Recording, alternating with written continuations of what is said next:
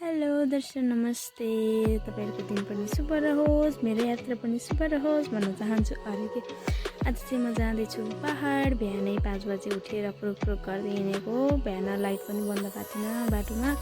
हामी चाहिँ लाग्यौँ, बाटो लामो थियो, स्कुटरमा जानु थियो, त्यही भएर हामी छिटो हिँडेको। अनि हामी हिँड्दै पुग्यौँ सिद्ध बाबा मन्दिरको आडमा। अनि मेरो छोरीलाई चाहिँ हेर्नु पर्यो अरे कि, फेरि उता हेर्नु न कस्तो पोजिसनमा हेर्नु भएको छ। उहाँ चाहिँ यस्तो भएर हेर्नु भएको थियो। अनि हामी पुग्यौँ सिद्ध बाबामा चाहिँ मेरो छोरीले दर्शन गर्ने रे। अनि फेरि देउती बाजे भन्दै हुनुहुन्थ्यो उहाँ चाहिँ। अनि एकछिन हेऱ्यौँ त्यो सिद्ध बाबा मन्दिर। अनि त्यस पछाडि लाग्यौँ हामी हाम्रो यात्रामा। यहाँ चाहिँ सुरुङ छ, कहिले बन्छ त्यो चाहिँ थाहा छैन। अब त्यहाँबाट कहिले हिँड्नु खै।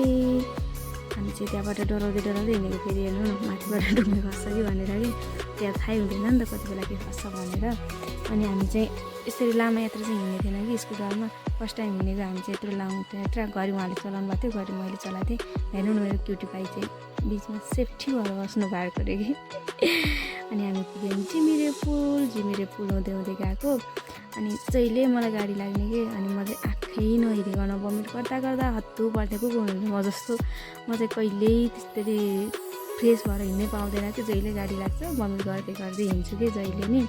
अनि यो टाइम चाहिँ अनि तिमीलाई धेरै गाह्रो हुन्छ ल जाऊँ न त दुईजना स्कुटरमा भन्नुभयो। अनि त्यहाँबाट ल हुन्छ त नि भनेर नानी लिएर हिँडेको। फेरि बच्चा भइसक्यो, कति गाह्रो के।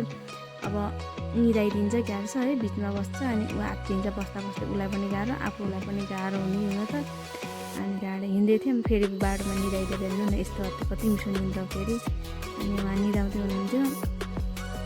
अनि स्कुटर पनि तात्यो भनेर एकछिन बसौँ भनेर बसेको। अनि बस्दै थियौँ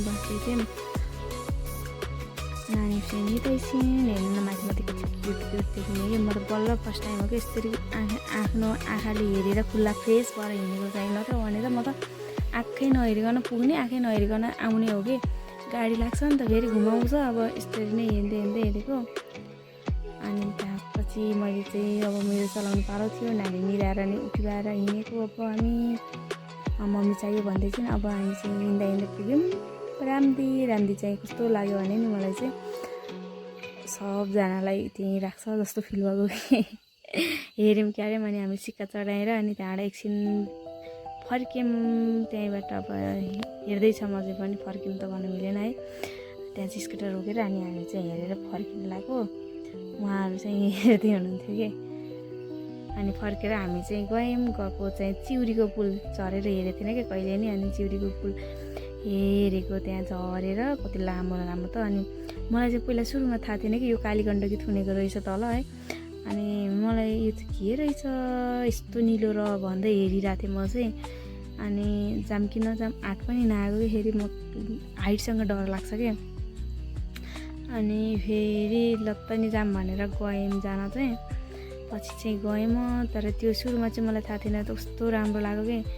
हेरेँ अनि पछि त तल उता बिचमा गइसकेपछि थाहा पाएँ कि पुल तरेर जाँदै गर्दाखेरि हेर्नु न तल कति माथि हाइट देखेको क्या। आफूलाई कति धेरै गरेर गएको थियो। म डर लागेर के मुटु ढुकढुक भएको थियो।